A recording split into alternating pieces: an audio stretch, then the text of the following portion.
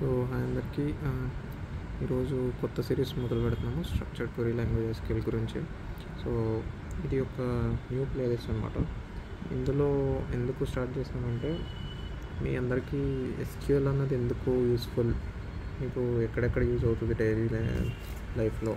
So మీరు ఫర్దర్గా ఏ jobs search చేసుకుంటే మీకు ఎస్క్యూఎల్ అన్నది హెల్ప్ఫుల్ అవుతుంది అన్నిటి గురించి మాట్లాడుకుంటూ, ఎస్క్యూఎల్లో బేసిక్ కాన్సెప్ట్స్ ఏంటి, అసలు ఇది 15 days పెడదాం అనుకుంటున్నాను. నేనైతే నేను ఆల్రెడీ ఒక ఎక్స్పీరియన్స్ డేటా ఇంజనీర్. సో నేను మాకు యూడెమీ కోర్సెస్ ఉంటాయి. సో వాటిల్లో మీరు ఒకవేళ సేమ్ ఇదే కాన్సెప్ట్స్ నేర్చుకోవాలంటే మీరు అడిషనల్లీ పే చేయాలి కదా యూడెమీ కోర్స్ తీసుకోవాలంటే. సో ఇక్కడైతే నేను అదే నేర్చుకుని నాకు ఆల్రెడీ ఉన్న ఎక్స్పీరియన్స్తో యాడ్ ఆన్గా ఎక్కడెక్కడ ఏ కాన్సెప్ట్ ఎంత అప్లికేబుల్ అవుతుంది ఎగ్జాంపుల్స్తో సహా రోజు హ్యాండ్స్ ఆన్కి సెపరేట్ వీడియో పెట్టుకుంటూ చేద్దామన్న ఉద్దేశంతో తీసుకొచ్చాను. సో ఇది టోటల్లీ ఒక 15 days కోర్స్ అనమాట. సో 15 daysలో మీరు 5 levels దాటుకుంటూ వెళ్తారు. Day 1, Day 2, Day 3 every 3 days will be on 1 level, like beginner to advanced to pro అలా దాటుకుంటూ నేను ఒక ప్లాన్ అయితే రెడీ చేశాను. సో మీకు ఆ ప్లాన్ చూపిస్తాను. బిఫోర్ గోయింగ్ టు దట్ మీరందరూ కన్సిస్టెంట్గా నేర్చుకుందాము అనుకుంటే ఈ కాన్సెప్ట్ అన్నది మీకు హెల్ప్ఫుల్ అవుతుంది. లేదు హాఫ్ వే త్రూ వెళ్ళిపోతాను అట్లా అనుకునేటట్టయితే మీకు అంత హెల్ప్ఫుల్ అవ్వకపోవచ్చు. సో అందరికీ నేను చెప్పగలిగేది ఏంటి అంటే, ఈ 15 daysలో నేను ఏదైతే నేర్పిస్తున్నానో మీకు అది ఎవ్రీవేర్, లైక్ మీరు ఎక్కడైతే డేటా అనాలిసిస్ కానీ, డేటా ఇంజనీరింగ్ కానీ, డేటా సైంటిస్ట్ రోల్స్ కానీ, లైక్ ఎక్కడైనా మీకు అది హెల్ప్ఫుల్ అవుతుంది. సో మీకు ఇక్కడ కాన్సెప్ట్ అన్నది నేను తక్కువ టైంలో నేర్పించడానికి చూస్తున్నాను. ఎందుకంటే నేను అక్కడ చూసే ఎవ్రీడే నేను చూసే ఆ కోర్స్ అన్నది లైక్ 1 hour 2 hour ఉండే కోర్సు నేను మీకు లెస్ దాన్ 15 minutesలోకి తీసుకురావడానికి చూస్తున్నాను. వాట్ ఎవర్ ఈజ్ నెససరీ అది మాత్రమే కాన్సెప్ట్ ఓరియంటెడ్ వీడియోలో పెడతాను. What ever is hands on needed అది నేను సెపరేట్గా ఎగ్జాంపుల్స్ తీసుకొచ్చి మీకు సిస్టంలో చూపిస్తాను. ప్రతిరోజు జరిగిన కాన్సెప్ట్కి హ్యాండ్స్ ఆన్ అనమాట. సో మీరు కూడా కన్సిస్టెంట్గా వీడియోస్ చూస్తూ దాన్ని హ్యాండ్ ప్రాక్టీస్లో లైక్ హ్యాండ్స్ ఆన్ చేసుకుంటూ వెళ్తే నేను చెప్తాను హ్యాండ్స్ ఆన్ ఎందులో చేయాలన్నది. సో మీరు కూడా అలా చేస్తూ ఉంటే ఏ రోజు టాపిక్ ఆ రోజు సో మీకు మొత్తం కవర్ అవుతుంది. మీరు at the end of 15th day you will be not as in Day 1, like మీరు ఎక్కడొకక్కడ ఎస్క్యూఎల్లో like somewhere I would say like you will be on 80% of like at least మీరు వినేది జస్ట్ ఒక 10 to 15 minutes, రైట్? లైక్ మీరు ఏ profession చూస్తున్నా మీరు stressful లైఫ్లోంచి ఉంటారు. సో మీరు ఎండ్ ఆఫ్ ద డే రూమ్కి వచ్చాక లేదా ఇంటికి వచ్చాక మీరు నేర్చుకోవడానికి మీకు అంతసేపు స్పెండ్ చేసే అంత టైం ఉండదు, రైట్? సో అందుకని తీసుకొచ్చిందే ఈ కాన్సెప్ట్ అనమాట. So 15 minutes for 15 days you will be somewhere a good SQL developer or like an analyst, right? So going to the plan, like what we will be covering, ఒకసారి నేను చూపిస్తాను చూడండి. So hope you are able to see. So Day 1 beginner, Day 1 to 3 beginner, 4 to 6 intermediate, 7 to 10 advanced, 11 to 15 pro. So ఇప్పుడే college life అయ్యి బయటకు వస్తున్న వాళ్ళకి I would సే మీరు అడ్వాన్స్ లెవెల్ వరకు నేర్చుకున్న దట్ ఈజ్ ఇనఫ్. కాకపోతే మీరు మోర్ దాన్ కాలేజ్ అయిపోయి కొంచెం సీనియర్ అయిపోయాను, అట్లీస్ట్ ఒక 1 to 3 years ఆఫ్ ఎక్స్పీరియన్స్ వచ్చేసింది అంటే you need to go till this pro also. Okay, ఇది కూడా నేర్చుకుంటేనే మీకు ఫర్దర్గా మీరు స్విచ్ కొట్టేటప్పుడు కానీ హెల్ప్ అవుతుంది. ఎందుకంటే నేను చూస్తున్న ఎక్స్పీరియన్స్ బట్టి ఇక్కడ దాకా నేర్చుకుని నేను కాల్స్కి అటెండ్ అయితే నో యూజే లేదు. There will be most of the questions about window functions, transactions. Okay, these things can happen. So మీరు చేయాల్సింది ఇప్పుడే ఫ్రెషర్ అయితే go with this beginner, intermediate and advanced. ఇక్కడ వరకు నేర్చుకోండి. మీకు ఇంట్రెస్ట్ ఉంటే ఇది కూడా నేను ఆపట్లే, ఇది కూడా నేర్చుకోండి. But this is how we will go everyday. Day 1లో మనం సెలెక్ట్ క్లాజ్ వరకు కవర్ చేస్తాం. Day 2లో ఫిల్టరింగ్, Day 3లో గ్రూప్ బై వరకు.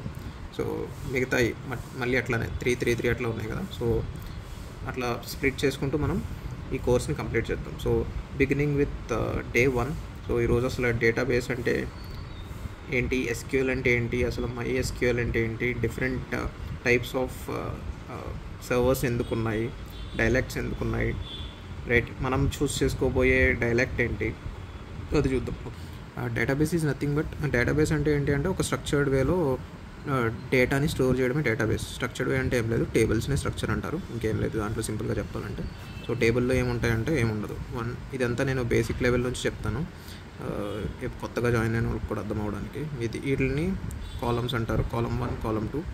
వీటిని రోస్ అంటారు. ఇది అందరికీ తెలిసే ఉండొచ్చు, but everything will be covered with in less time, right? So ఇది స్ట్రక్చర్. ఈ స్ట్రక్చర్ని మనం ఒక చోట స్టోర్ చేస్తే దాన్ని డేటాబేస్ అంటారు.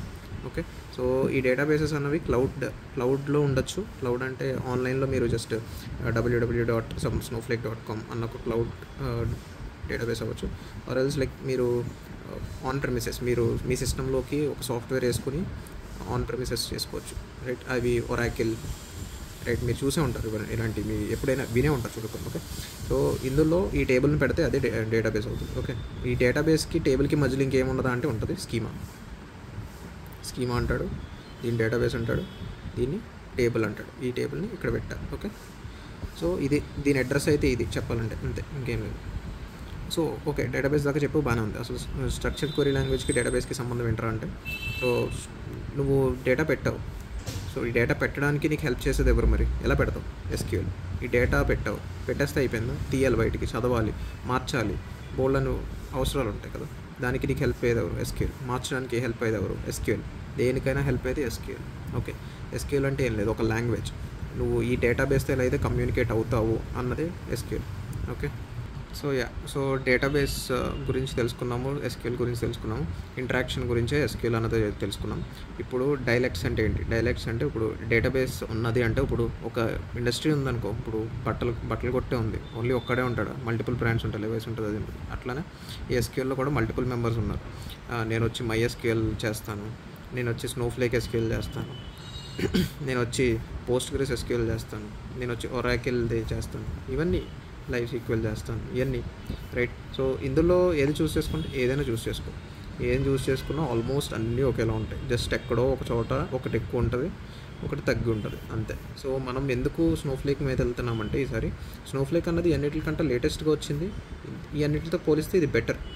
ఎందుకంటే నేను నా లైఫ్లో చూస్తున్న ప్రకారం ఈ అన్నిటిని నేను కాలేజ్ డేస్లో నేర్చుకున్నాను, ఇది ఇక్కడ ఆఫీస్ ఎన్వైర్మెంట్లో దీన్ని యూజ్ చేశాను. సో మీకు కూడా గోయింగ్ ఫార్వర్డ్ ఇదే మోస్ట్లీ ఉండొచ్చు, ఎందుకంటే ఇవన్నీ ఆన్ ప్రెమిసెస్ ఉంటాయి మోస్ట్లీ, పోస్ట్గ్రెస్ కానీ ఒరాకిల్ రిలేటెడ్ కానీ. సో ఇవన్నీ మీరు డౌన్లోడ్ చేసుకుని పెట్టుకోవాలి. ఇది ఆన్లైన్లో మీకు డైరెక్ట్గా మీరు అకౌంట్ క్రియేట్ చేసుకోవడం, వాడేయడం. Okay, right? సో దీన్ని నేర్చుకున్నాం, ఇది డైలెక్ట్స్ ఇవన్నీ. ఓకే, సో మీరు ఏ డైలెక్ట్ వాడుతున్నారో అని ఎవడైనా ఇంటర్వ్యూలో అడిగితే స్నోఫ్లేక్ డైలెక్ట్, రైట్?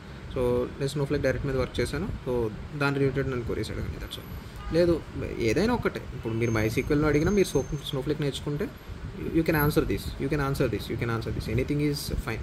జస్ట్ నేను అక్కడ స్నోఫ్లేక్లో మీకు ఎక్స్ప్లెయిన్ చేస్తున్నప్పుడు ఇది అడిషనల్ స్నోఫ్లేక్ ఫీచర్ మాత్రమే, మీకు వేరే చోట దొరకదు అని కొన్ని చెప్తా ఉంటాను మధ్యలో కోర్స్లో.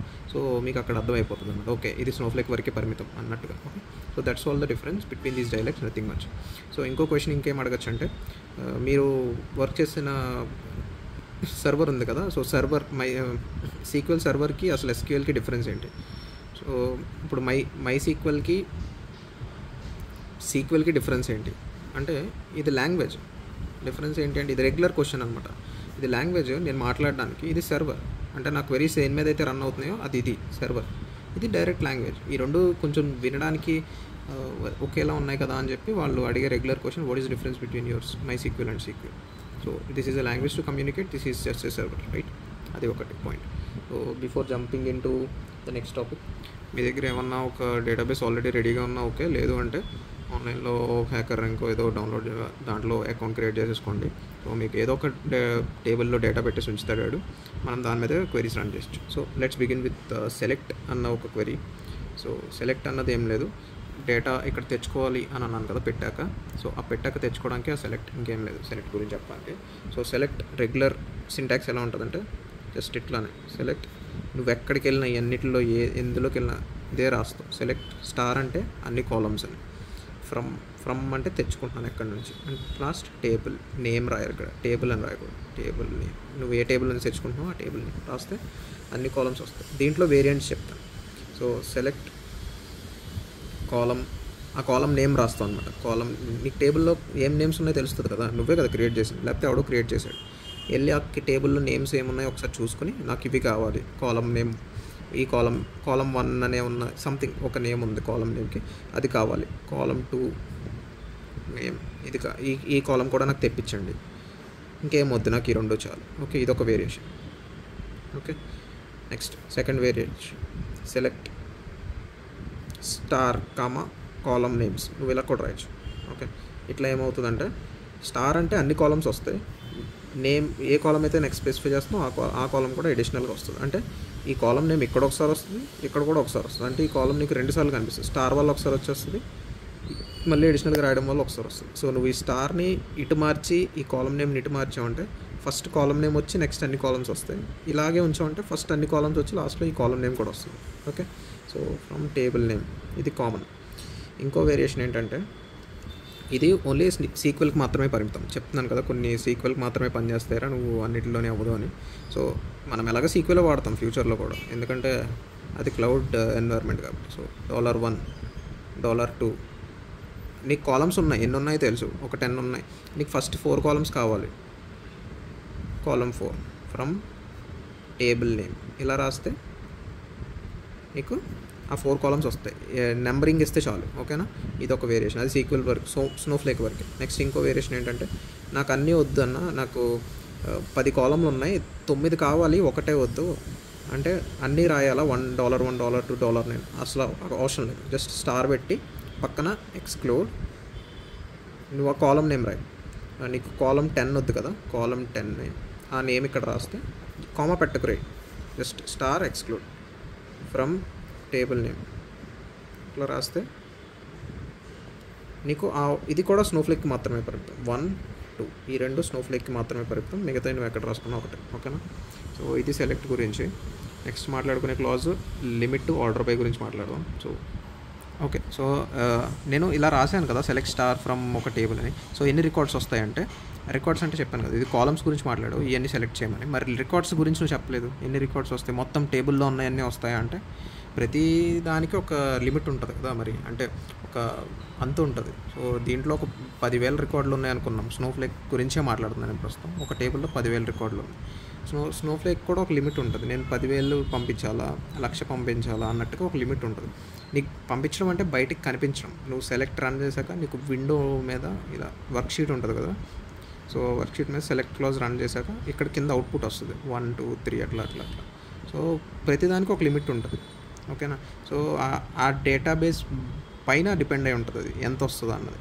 బట్ ఇన్ జనరల్ నువ్వు స్పెసిఫై చేయొచ్చు అనమాట, నాకు ఎన్ని ఇవి అన్నీ వద్దు, నేను జస్ట్ ఏ రికార్డ్ ఎలా ఉంది, డేటా ఎలా ఉంది చూసుకుని వదిలేస్తాను అనడానికి నీకు లిమిట్ క్లాజ్ హెల్ప్ అవుతుంది. ఓకేనా, ఇవన్నీ జస్ట్ గుర్తుపెట్టుకో, నీకు ఫ్యూచర్లో ఎప్పుడైనా ఒక ప్రాబ్లమ్ స్టేట్మెంట్ వచ్చింది అంటే ఆ రోజున నీకు హెల్ప్ అవుతుంది. ఓకే, సో దీన్ని రాయడానికి ఏం లేదు, నువ్వు ఎన్నిట్లో ఏ ఫార్మాట్ అయినా వాడు, సెలెక్ట్ టమ్ ఎన్నిట్లో ఏదైనా వాడి జస్ట్ ఇదే వాడతావా. $, ఈజీగా ఉందా, $1 ఫ్రమ్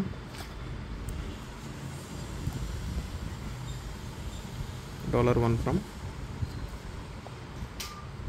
టేబుల్ నేమ్, లిమిట్ లాస్ట్లో రాస్తారు. ఓకేనా, సెలెక్ట్ ఫస్ట్లో రాస్తారు, లిమిట్ నాకు 10 రికార్డ్స్ చాలు, లిమిట్ 10 రాస్తే 10 రికార్డులు మాత్రమే కింద కనిపిస్తాయి, నువ్వు చూసుకో, అయిపోయింది, అదే లిమిట్, అంతకుమించి ఇంకేం లేదు. ఓకే, సో నెక్స్ట్ వచ్చేసి లాస్ట్ ఆర్డర్ బై చూద్దామా ఈరోజు, లేకపోతే ఇంకోటి చెప్పుకుందాం కౌంట్. ఓకే, నేను చూసిన కోర్సులో ఎలా ఉందో అదే చెప్తున్నాను, ఏది మిస్ అవ్వకూడదు అన్నట్టుగానే. సో జాగ్రత్తగా వినండి. సో ఆర్డర్ బై అంటే ఏంటంటే, ఓకే మనం ఎప్పుడు ఒక టేబుల్ని ఒక డేటాని మనం ఫిక్స్డ్గా పెట్టుకుందాం, ఎందుకంటే ఎగ్జాంపుల్ కింద ప్రతిసారి ఒకటి మార్చితే బాగోదు కదా, మీకు అర్థం అవ్వాలి. సో లెట్స్ సే ఇది ఐడి. ఓకే, ఐడి అంటే ఒక మనిషి ID, person ID, person city, okay, person name, person salary అనుకుందాం. ఓకే, సో 1 2 3 4 5 ఉన్నారు సిటీలో, సిటీస్ కొంత వరల్డ్లో ఎంతమంది ఉన్నారు, 1 హైదరాబాద్, 1 విజయవాడ, ఇంకోటి రాజమండ్రి, ఇంకోటి కూడా హైదరాబాద్లోనే ఉన్నాడు, ఇంకోటి కూడా హైదరాబాద్లోనే ఉన్నాడు. సో నేమ్ సమ్ ఏ, వీడి పేరు బి, వీడి పేరు సి, వీడి పేరు డి, వీడి పేరు ఈ. ఓకే, శాలరీ వీడికి ₹10, వీడికి ₹20, వీడికి ₹30, వీడికి ₹25, వీడికి ₹50 శాలరీస్. ఓకే, సో ఈ టేబుల్ని గుర్తుపెట్టుకుని ఆర్డర్ బై ఎలా హెల్ప్ అవుతుంది అంటే, ఇందాక నువ్వు లిమిట్ రాసావు కదా, లిమిట్ ఎలా హెల్ప్ అవుతుంది, సెలెక్ట్ ఈ టేబుల్ పేరు మనం పర్సన్స్ టేబుల్ అనుకుందాం. వరల్డ్లో ఉన్న పర్సన్స్ కదా, సో ఇదేముండదు. సో పర్సన్స్ టేబుల్ అనుకుందాం. So select star from persons, limit 2 పెట్టాం అనుకో, సో వీళ్ళిద్దరు వస్తారు, రైట్. 3 పెట్టాం అనుకో, వీళ్ళిద్దరు వస్తారు, right. Okay. So order by ఎక్కడ హెల్ప్ అవుతుంది అన్న అంటే, నాకు ఈ శాలరీ ప్రకారం నన్ను ఫస్ట్ వాడిని పెట్టు, నెక్స్ట్ వాడిని శాలరీ ప్రకారం పెట్టు, నెక్స్ట్ వాడిని శాలరీ ప్రకారం పెట్టు అన్నప్పుడు హెల్ప్ అవుతుంది. అంటే హైదరాబాద్ నువ్వు చూసుకున్నప్పుడు నాకు ఫస్ట్ వచ్చేవాళ్ళు ఎక్కువ శాలరీ ఉన్న వాళ్ళే రావాలి అలాగా. ఓకే. సో అలాంటి కండిషన్స్లో, అలాంటి యూజ్ కేసెస్లో మీకు ఈ ఆర్డర్ బై హెల్ప్ అవుతుంది. Select star from table persons, order by కూడా లాస్ట్లోనే వస్తుంది. ఓకేనా. ఆర్డర్ బై సిటీ, దీని పేరేంటి, శాలరీ కదా, P_ శాలరీ అని ఆ కాలం నేమ్ మెన్షన్ చేయాలి. ఓకే. కాలం నేమ్ లాస్ట్లో నువ్వు లిమిట్ పెడతాం అనుకున్నావు అనుకో, ఇక్కడ కూడా ఫస్ట్ ఇది చూసే ఇలా రన్ చేస్తే ఏమవుద్దంటే ఈ టేబుల్ అలా మారిపోద్ది. ఫస్ట్ ఈ రికార్డ్ వస్తుంది 5 హైదరాబాద్ E50, నెక్స్ట్ ఈడు హైయెస్ట్ కదా 30, so 3 Rajahmundry C 30 rupees, next 25 కదా, 4 హైదరాబాద్ 25, నెక్స్ట్ ఇది కదా 2 విజయవాడ B20, లాస్ట్ 1 హైదరాబాద్ 10 ఈ రికార్డ్స్ వస్తాయి. సో నువ్వు లిమిట్ని ఆర్డర్ బైని కలిపి వాడదామంటే ఇలా రాయొచ్చు.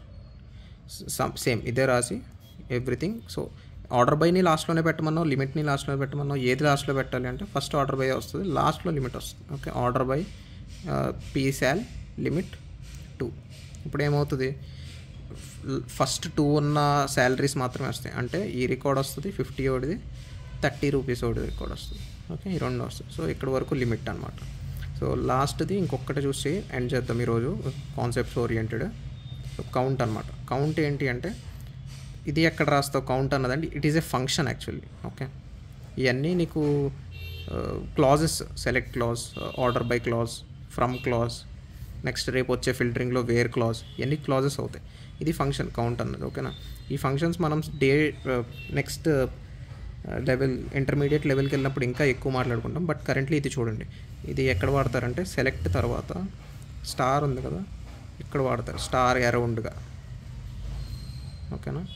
ఫ్రమ్ పర్సన్స్, ఇంకా ఇదంతా రాయక్కర్లేదు యాక్చువల్లీ, ఎందుకంటే కౌంట్ అనేది జస్ట్ లెక్క పెడుతున్నాం. ఎన్ని ఉన్నాయి 5 ఉన్నాయి మొత్తం. స్టార్ నువ్వు ఇక్కడ స్టార్ పెట్టినా ఒకటే, ఒక కాలం పేరే రాసినా ఒకటే, ఏదైనా ఒకటే. ఓకే.